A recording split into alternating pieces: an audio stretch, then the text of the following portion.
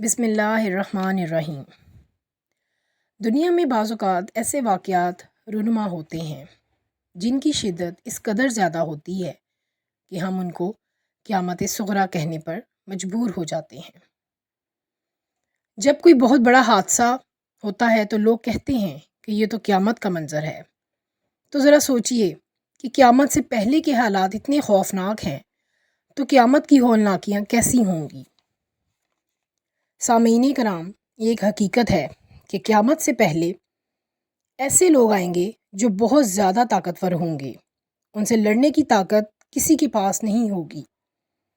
یہ زمین پر موجود سارا پانی پی جائیں گے، ہر قسم کی کھیتی اور پھل کھا جائیں گے، اور جو ان کے راستے میں آئے گا سب تہس نہس اور برباد ہو جائے گا۔ اس خاص قوم کے بارے میں ہم بچپن سے سنتے آ رہے ہیں، یعنی یاجوج ماجوج۔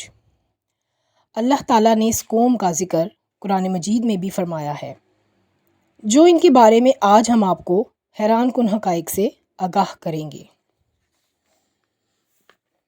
دنیا میں 4 بادشاہ ایسے گزرے ہیں جنہوں نے اپنے وقت میں پوری دنیا پر حکومت کی۔ ان میں سے 2 مسلمان تھے اور 2 غیر مسلم تھے۔ کافروں میں نمرود اور بخت نصر، اور مسلمانوں میں حضرت سلیمان علیہ السلام اور دوسرے ذوالقرنین تھے۔ ذوالقرنین کا نام سکندر تھا۔ یہ حضرت سام بن نوح کی اولاد میں سے تھے اور ایک بڑھیا کی اکلوتی اولاد تھے۔ حضرت خضر علیہ السلام کے خالہ زاد بھائی تھے۔ آپ نے حضرت ابراہیم خلیل اللہ کے ہاتھ پر اسلام قبول کیا اور کئی سال ان کی صحبت میں رہے۔ یہ نبی تو نہیں تھے، لیکن ایک نیک انسان ضرور تھے جن کو اللہ نے اپنی ولایت عطا فرمائی۔ قرآن مجید میں آپ کے 3 سفروں کا ذکر ہے۔ پہلے سفر کی کہانی کچھ یوں ہے کہ سام بن نوح علیہ السلام کی اولاد میں سے ایک شخص آب حیات کے چشمے سے پانی پی لے گا، اس کو موت نہیں آئے گی۔ حضرت ذوالقرنین نے اسی تلاش میں مغرب کی طرف سفر کیا، اور آپ کے ساتھ حضرت خضر علیہ السلام بھی تھے۔ حضرت خضر علیہ السلام تو آب حیات کے اس چشمے تک پہنچ گئے اور اس کا پانی بھی پی لیا، مگر حضرت ذوالقرنین کے مقدر میں آب حیات نہیں تھا۔ اس سفر میں چلتے چلتے آپ وہاں پہنچے جہاں سورج مغرب میں غروب ہوتا ہے۔ آپ اتنا آگے پہنچ چکے تھے کہ وہاں آپ کو ایک عجیب اور غریب قوم ملی جو جانوروں کی کھال پہنی ہوئی تھی اور کوئی دوسرا لباس ان کے جسم پر نہیں تھا۔ وہ دریائی مردہ جانور کھاتے تھے، اس کے علاوہ ان کے پاس کوئی غذا نہیں تھی۔ وہ قوم ناسک کہلاتی تھی۔ حضرت ذوالقرنین علیہ السلام نے انہیں دین کی دعوت دی۔ کچھ لوگ ایمان لے آئے اور کچھ لوگوں نے آپ کے ساتھ جنگ کی، لیکن آخرکار وہ بھی بے بس ہو گئے۔ اس کے بعد آتے ہیں ان کے دوسرے سفر پر۔ یہ سفر ان کا مشرق کی طرف تھا، یہاں تک کہ چلتے چلتے وہ ایک ایسی جگہ پر پہنچ گئے جہاں سورج طلوع ہوتا ہے۔ وہاں ایک ایسی قوم دیکھی جن کے پاس کوئی عمارت اور مکانات نہیں ہیں۔ ان کا یہ حال تھا کہ سورج طلوع ہونے کے بعد وہ غاروں میں چلے جاتے، جب سورج ڈھل جاتا تو غاروں سے نکل کر اپنی روزی کی تلاش کرتے۔ یہ قوم منسک کہلاتی تھی۔ ان لوگوں کو بھی آپ نے اسلام کی دعوت پیش کی۔ کچھ لوگ ایمان لائے اور کچھ لوگ اڑے رہے، لیکن آپ نے ان لوگوں کو بھی قابو کر ہی لیا۔ تیسرا سفر شمال کی طرف کیا اور ایک ایسی جگہ پہنچے اور دیکھا کہ وہاں ایسی قوم تھی جو بمشکل اشاروں سے بات کر سکتی تھی۔ ان لوگوں نے آپ سے یاجوج ماجوج کے مظالم کی شکایت کی اور آپ سے مدد مانگی۔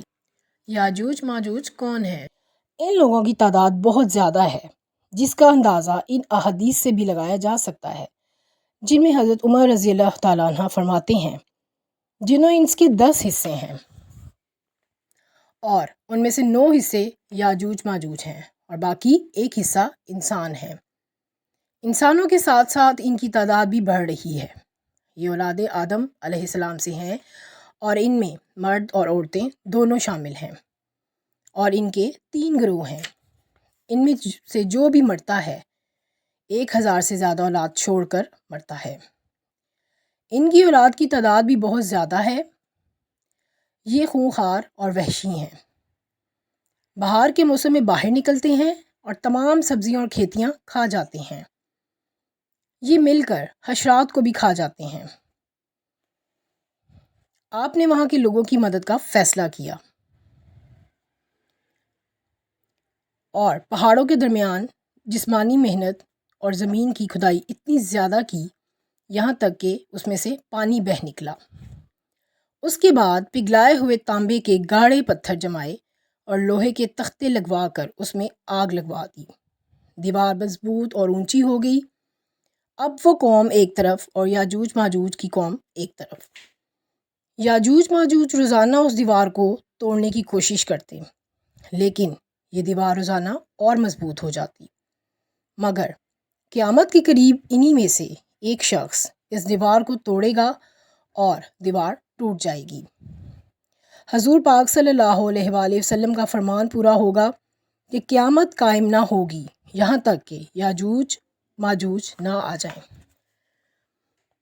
یاجوج ماجوج کے نکلنے سے پہلے بڑا عجیب منظر ہوگا۔ حضرت جبرائیل اللہ کے حکم سے 6 چیزوں کو زمین سے اٹھا لیں گے۔ نمبر 1 قرآن مجید، نمبر 2 تمام علوم، نمبر 3 حجر اسود، نمبر 4 مقام ابراہیم، نمبر 5 حضرت موسیٰ علیہ السلام کا تابوت، نمبر 6 5 نہروں کا واپس جنت میں چلے جانا۔